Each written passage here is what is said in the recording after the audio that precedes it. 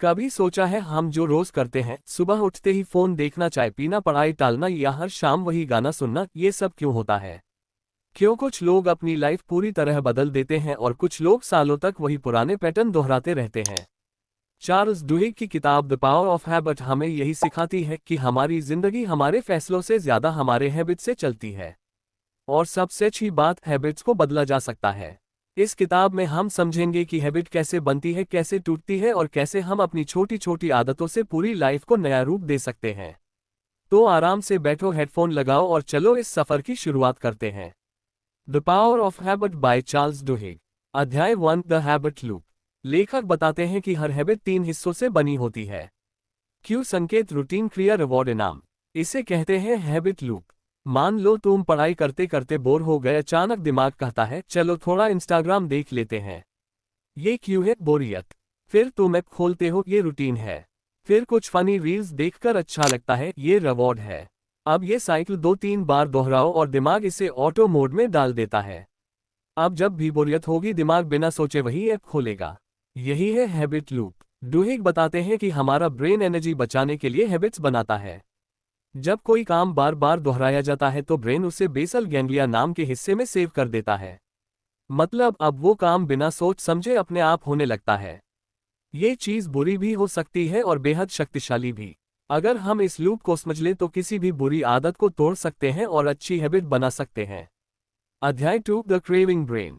अब सवाल आता है, क्यों हम किसी हैबिट के पीछे इतने मजबूर हो जाते हैं? क्यों हमें चिप्स का पैकेट खत्म किए बिना चैन नहीं मिलता या हर सुबह वही चाय पीना जरूरी लगता है? चार्ल्स डुहिग कहते हैं इसकी जड़ में है क्रेविंग, यानी लालच या चाहत।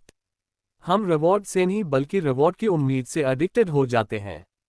उदाहरण के तौर पर पैवलोव्स डॉग्स एक्सपेरिमेंट में जब हर बार बेल बजाकर कुत्तों को खाना दिया गया तो कुछ दिनों बाद सिर्फ बेल की आवाज से ही उनके मुंह में पानी आने लगा, क्योंकि उनका दिमाग रिवॉर्ड की उम्मीद से ट्रिगर हो गया था। इंसान के साथ भी यही होता है। जब हम किसी चीज का अच्छा अनुभव लेते हैं, जैसे सुबह की चाय से फ्रेशनेस या नोटिफिकेशन से एक्साइटमेंट, तो अगली बार हमारा दिमाग उसी उम्मीद में खुद ट्रिगर हो जाता है। तो अगर हमें कोई हैबिट बदलनी है तो हमें उस क्रेविंग को समझकर उसे किसी और डायरेक्शन में मोड़ना होगा।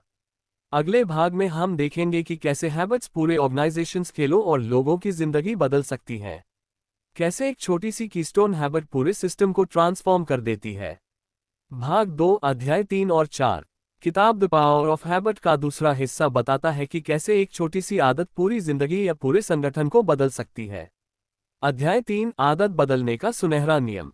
किताब का ये हिस्सा बताता है कि आदत को खत्म नहीं किया जा सकता, लेकिन उसे बदला जा सकता है। ये सुनने में सिंपल लगता है पर असल में यही पूरी किताब का दिल है। डुहिग एक एग्जाम्पल देते हैं। बिल विल्सन, जिन्होंने अल्कोहलिक्स एनोनिमस ऑर्गेनाइजेशन शुरू की थी, वो कहते हैं शराब पीने की आदत खत्म नहीं की जा सकती क्योंकि क्रेविंग बनी रहती है। लेकिन अगर तुम उसी क्रेविंग का रूटीन बदल दो तो तुम उसे पॉजिटिव चीज में ट्रांसफॉर्म कर सकते हो। यानी क्यों वही रहता है, रिवॉर्ड वही रहता है, बस रूटीन बदलनी होती है। उदाहरण के लिए, अगर कोई इंसान स्ट्रेस में शराब पीता है, क्यों stress routine, drink, reward, relaxation, तो उसे सिखाया गया कि जब स्ट्रेस हो तो किसी दोस्त को कॉल करो, बात करो, वॉक पर जाओ। इससे रिवॉर्ड वही रिलैक्सेशन मिलेगा, पर रूटीन बदल जाएगी। इसे ही कहते हैं golden rule of habit change. लेकिन एक और चीज जरूरी है, विश्वास, बिलीफ। बिना विश्वास के कोई हैबिट टिकती नहीं। अल्कोहलिक्स एनोनिमस ने लोगों को एक कम्युनिटी दी जहां सब एक दूसरे पर भरोसा करते थे। यही विश्वास उन्हें अपनी हैबिट बदलने में मदद करता था। तो अगर तुम्हें कोई बुरी आदत छोड़नी है, उसकी जड़ मत काटो, बस उसकी दिशा बदल दो। रूटीन बदलो, रिवॉर्ड रखो और भरोसा रखो कि तुम बदल सकते हो। अध्याय 4, कीस्टोन हैबिट्स। अब आते हैं उस कॉन्सेप्ट पर जो पूरी किताब का सबसे ट्रांसफॉर्मेटिव हिस्सा है, कीस्टोन हैबिट्स। कीस्टोन हैबिट्स वो होती हैं जो हमारी बाकी सभी आदतों पर असर डालती हैं। एक सही कीस्टोन हैबिट अडॉप्ट कर लो तो वो डोमिनो इफेक्ट की तरह बाकी हैबिट्स को अपने आप सुधार देती है। लेखक ने इसका सबसे फेमस एग्जाम्पल दिया, पॉल ओनील, जो एल्कोर नाम की एक बड़ी एल्यूमिनियम कंपनी के सीईओ बने। लोगों को लगा वो प्रॉफिट्स की बात करेंगे, लेकिन उन्होंने सिर्फ एक चीज पर फोकस किया, सेफ्टी। उन्होंने कहा हमारी कंपनी में 0 इंजरीज होनी चाहिए। सिर्फ सेफ्टी पर ध्यान देने से कर्मचारियों में कम्युनिकेशन बढ़ा, सिस्टम सुधरे, क्वालिटी इंप्रूव हुई और सालों में अल्कोआ का प्रॉफिट कई गुना बढ़ गया। सिर्फ एक कीस्टोन हैबिट सेफ्टी फर्स्ट ने पूरी कंपनी की कल्चर बदल दी। अब अगर हम अपनी जिंदगी की बात करें तो कीस्टोन हैबिट्स कुछ ऐसी हो सकती हैं। सुबह उठकर बेड बनाना, रोज 20 मिनट वॉक करना, रात में अगले दिन की प्लानिंग लिखना। इनमें से कोई भी एक हैबिट अपनाने से बाकी चीजें अपने आप बेटर होती जाती हैं, क्योंकि माइंड को स्ट्रक्चर और कंट्रोल का सेंस मिलने लगता है। तो ट्रिक ये नहीं है कि एक साथ 10 हैबिट्स बदलो, बल्कि सिर्फ एक कीस्टोन हैबिट पर काम करो जो बाकी हैबिट्स को अपने साथ खींच ले जाए। अभी तक हमने समझा हैबिट लूप कैसे काम करता है, क्रेविंग कैसे हमें ड्राइव करती है, और कैसे रूटीन बदलकर हैबिट को नया रूप दिया जा सकता है। साथ ही एक कीस्टोन हैबिट पूरे सिस्टम को बदल सकती है। अब अगले भाग में हम देखेंगे कि ऑर्गेनाइजेशंस और लोगों के ग्रुप्स में हैबिट्स कैसे बनती हैं और कैसे लीडर्स इन्हें बदलकर पूरा कल्चर ट्रांसफॉर्म कर देते हैं। अध्याय 5 the habits of successful organisations. Charles Duhigg इस चैप्टर में हमें बताते हैं कि ऑर्गेनाइजेशंस भी लोगों की तरह हैबिट्स से चलते हैं। हर कंपनी के पास रूटीन सिस्टम्स होते हैं, जैसे मीटिंग्स, कम्युनिकेशन, डिसीजंस और बिहेवियर पैटर्न्स, जो बार बार दोहराए जाने पर ऑर्गेनाइजेशन हैबिट्स बन जाते हैं। इस कॉन्सेप्ट को समझाने के लिए लेखक एक बहुत ही फेमस एग्जाम्पल देते हैं, स्टारबक्स। स्टारबक्स ने अपनी पूरी सक्सेस कॉफी से नहीं, बल्कि एम्प्लॉयज की हैबिट्स से बनाई। उन्होंने अपने स्टाफ को विल पावर ट्रेनिंग दी, यानी हर एम्प्लॉय को यह सिखाया गया कि किसी गुस्से वाले कस्टमर के सामने काम कैसे रहना है। उनका सिस्टम सिंपल था, हर वर्कर को एक प्लान याद रखना था। अगर कोई कस्टमर चिल्लाएगा तो मैं डीप ब्रेथ लूंगा, स्माइल करूंगा और पोलाइटली पूछूंगा कि मैं कैसे हेल्प कर सकता हूं। यह एक रूटीन हैबिट बन गई। रिजल्ट, स्टारबक्स का कस्टमर सर्विस इतना कंसिस्टेंट हो गया कि हर ब्रांच, हर देश में वही क्वालिटी दिखती थी। लेखक कहते हैं, संगठन की सफलता उनके को हैबिट्स पर निर्भर करती है। जब लीडरशिप इन हैबिट्स को बदलती है तो पूरा कल्चर शिफ्ट होता है। एक और एग्जाम्पल, टोनी डेंजी, एक अमेरिकन फुटबॉल कोच। वो अपनी टीम को कॉम्प्लेक्स स्ट्रैटेजी नहीं सिखाते थे, उन्होंने बस टीम की हैबिट्स पर काम किया। जैसे पहले सोचो मत, बस रिएक्शन ट्रेन करो। खेल के हर सिचुएशन पर ऑटोमेटिक रिएक्शन बनवाया ताकि प्लेयर्स प्रेशर में भी सोचने की बजाय ट्रेंड हैबिट से खेले। धीरे धीरे उनकी टीम एनएफएल की सबसे कंसिस्टेंट टीम बन गई। डेंजी कहते थे, champions don't do extraordinary things, they do ordinary things but without thinking automatically. मतलब, सफल ऑर्गेनाइजेशंस एक्स्ट्रॉर्डिनरी पॉलिसीज से नहीं, बल्कि ऑर्डिनरी हैबिट्स को एक्स्ट्रॉर्डिनरी कंसिस्टेंसी से फॉलो करने से बनते हैं। अध्याय 6 the power of willpower. अब आता है सबसे पर्सनल और deep concept, willpower. Charles Duhigg कहते हैं, विल पावर कोई टैलेंट नहीं है, यह एक मसल की तरह है, जितना यूज करो उतना स्ट्रांग होता है, लेकिन अगर ज्यादा स्ट्रेच करो तो थक भी जाता है। एक एक्सपेरिमेंट हुआ था, बच्चों को 2 विकल्प दिए गए, अभी एक मार्शमेलो खाओ या 15 मिनट रुककर 2 मार्शमेलोज पाओ। कुछ बच्चों ने इंतजार किया, कुछ नहीं। सालों बाद जब इन बच्चों को ट्रैक किया गया तो जिन्होंने पेशेंस दिखाई थी वे जिंदगी में ज्यादा सक्सेसफुल, फोकस्ड और कॉन्फिडेंट निकले। डुहिग कहते हैं, विल पावर हमारी कीस्टोन हैबिट्स में से एक है। अगर तुम अपनी विल पावर पर काम कर लो तो बाकी सारी हैबिट्स अपने आप आसान हो जाती हैं। अब सवाल है, इसे स्ट्रॉन्ग कैसे करें? लेखक 3 चीजें बताते हैं। 1 प्लान बनाओ, जैसे अगर मैं थक जाऊंगा तो भी अपना काम खत्म करके ही उठूंगा। इसे कहते हैं इम्प्लीमेंटेशन इंटेंशन, यानी पहले से तय करना कि मुश्किल समय में क्या करना है। 2 छोटे विन्स सेलिब्रेट करो। विल पावर ग्रो करती है जब हमें प्रोग्रेस दिखती है, इसलिए हर छोटी सक्सेस को नोटिस करो। 3 एनवायरनमेंट सेट करो। विल पावर स्ट्रॉन्गेस्ट होती है जब डिस्ट्रैक्शंस कम हो, मतलब अगर तुम फोन दूर रखो तो टेम्पटेशन ही नहीं होगी। डुहिग कहते हैं, सेल्फ डिसिप्लिन एक ऐसी आदत है जो बाकी सभी हैबिट्स को आसान बना देती है। विल पावर वही है जो एक स्टूडेंट को रात में पढ़ाई पर टिकाए रखती है, जो एक स्मोकर को सिगरेट से दूर रखती है, जो एक ड्रीमर को प्रैक्टिकल एक्शन तक ले जाती है। तो अब तक हमने समझा कि ऑर्गेनाइजेशन की भी अपनी हैबिट्स होती हैं।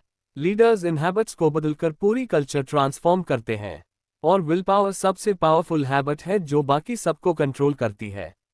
अब अगले भाग में हम जानेंगे कि कैसे समाज, ब्रांड्स और कम्युनिटीज भी आदतों के पैटर्न पर चलते हैं, और कैसे कंपनीज हमारी हैबिट्स को समझकर हमें इन्फ्लुएंस करती हैं। अब शुरू करते हैं आखिरी और सबसे गहरा हिस्सा, भाग 4 अध्याय 7-8। यहाँ चार्ल्स डुहिग हमें बताते हैं कि कैसे सोसाइटीज, कंपनीज और कम्युनिटीज भी हैबिट्स से बनते हैं, और कैसे हम अपनी जिंदगी की कहानी को बदल सकते हैं बस अपनी आदतें बदलकर। अध्याय 7 how target knows what you want before you do. Target को पता कैसे चलता है कि तुम क्या चाहोगे। ये चैप्टर थोड़ा शॉकिंग है। लेखक बताते हैं कि आज की कंपनियां हमारी आदतों को हमसे ज्यादा अच्छी तरह समझती हैं। चार्ल्स डुहिग ने अमेरिका की एक कंपनी टारगेट का एग्जाम्पल दिया। टारगेट ने अपने कस्टमर्स की शॉपिंग हैबिट्स को एनालाइज किया। उन्होंने देखा कि हर व्यक्ति का शॉपिंग पैटर्न प्रेडिक्टेबल होता है। जैसे अगर कोई महिला अचानक बिना खुशबू वाले लोशन खरीदने लगे, विटामिन्स और लार्ज साइज्ड हैंडबैग खरीदे, तो चांसेस हैं कि वो प्रेग्नेंट है, भले उसने किसी को बताया ना हो। टारगेट ने ये पैटर्न यूज करके ऐसी महिलाओं को बेबी प्रोडक्ट्स के कूपन्स भेजने शुरू किए। एक बार एक पिता नाराज होकर टारगेट पहुंचा क्योंकि उसकी टीनेज बेटी को प्रेगनेंसी रिलेटेड कूपन्स मिले थे। कुछ दिन बाद पता चला बेटी सच में प्रेग्नेंट थी। ये कहानी बताती है कि हमारी आदतें हमारा डेटा बन जाती हैं और ब्रांड्स इस डेटा को पढ़कर हमारी अगली क्रेविंग प्रेडिक्ट कर लेते हैं। डुहिग कहते हैं, अगर कंपनीज हमारी हैबिट्स को बदल सकती हैं, तो हम क्यों नहीं। हमें बस अपने क्यूज, क्रेविंग्स और रिवॉर्ड्स को खुद पहचानना सीखना होगा ताकि हम अपने दिमाग के ड्राइवर सीट पर वापस बैठ सकें। अध्याय 8 मुक्त इच्छा और आदतों का नियंत्रण। अब आता है किताब का सबसे दार्शनिक हिस्सा। क्या हम सच में अपनी आदतों को कंट्रोल करते हैं या वो हमें कंट्रोल करती हैं? चार्ल्स डुहिग एक कहानी बताते हैं। एक आदमी यूजीन पॉली जिसका दिमाग इन्फेक्शन से प्रभावित हो गया था। वो नई चीजें याद नहीं रख पाता था, लेकिन वो हर दिन अपने घर से निकलकर एक ही रास्ते पर वॉक करके लौट आता था। क्यों? क्योंकि उसका दिमाग उस रास्ते को हैबिट मेमोरी में सेव कर चुका था। यानी भले ही उसे याद नहीं था कि वो कहाँ जा रहा है, उसकी हैबिट उसे सही रास्ते पर ले जाती थी। यही पावर है हैबिट्स की। वो हमारी लाइफ को ऑटो पायलट पर डाल देती है, लेकिन यही हैबिट कभी कभी हमें गलत डायरेक्शन में भी ले जाती है अगर हम उसे समझकर रीराइट न करें। इसलिए लेखक कहते हैं, फ्री विल का मतलब हैबिट्स को मिटाना नहीं है, बल्कि उन्हें समझकर उनका डायरेक्शन चुनना है। हम वही बनते हैं जो बार बार करते हैं, और अगर हम अपनी नीयतें बदल सकते हैं, तो हम अपनी आइडेंटिटी भी बदल सकते हैं। निष्कर्ष, अब जरा सोचो, हर सुबह जो डिसीजंस तुम लेते हो, क्या वो सच में तुम्हारे होते हैं या तुम्हारी हैबिट्स के? चार्ल्स डुहिग की द पावर ऑफ हैबिट हमें ये सिखाती है कि हमारी जिंदगी एक ब्लूप्रिंट है जो हमारी आदतों से बनती है। अगर हमें सक्सेस, हैप्पीनेस और पीस चाहिए, तो हमें बस अपने हैबिट लूप्स को समझकर उन्हें रीडिजाइन करना है। याद रखो, हर हैबिट एक लूप है, क्यों रूटीन रिवॉर्ड। उसे मिटाओ मत, बस रूटीन बदल दो। छोटी कीस्टोन हैबिट्स बड़ी ट्रांसफॉर्मेशन लाती हैं। विल पावर सबसे पावरफुल मसल है, और हर दिन का छोटा स्टेप तुम्हारे बड़े फ्यूचर की शुरुआत है। तो आज से अपने अंदर झांको, कौन सी हैबिट्स तुम्हें आगे बढ़ा रही हैं और कौन सी पीछे खींच रही हैं। तुम्हें अपनी जिंदगी बदलने के लिए किसी जादू की जरूरत नहीं है, बस द पावर ऑफ हैबिट को अपने अंदर एक्टिवेट करना है। आदतें या तो हमें बनाती हैं या में तोड़ देती हैं, पर आज जब तुम ये किताब सुन रहे हो, तुम्हारे पास दोनों में से एक को चुनने की शक्ति है। बस पहला कदम लो और देखो कैसे तुम्हारी जिंदगी बदलने लगती है।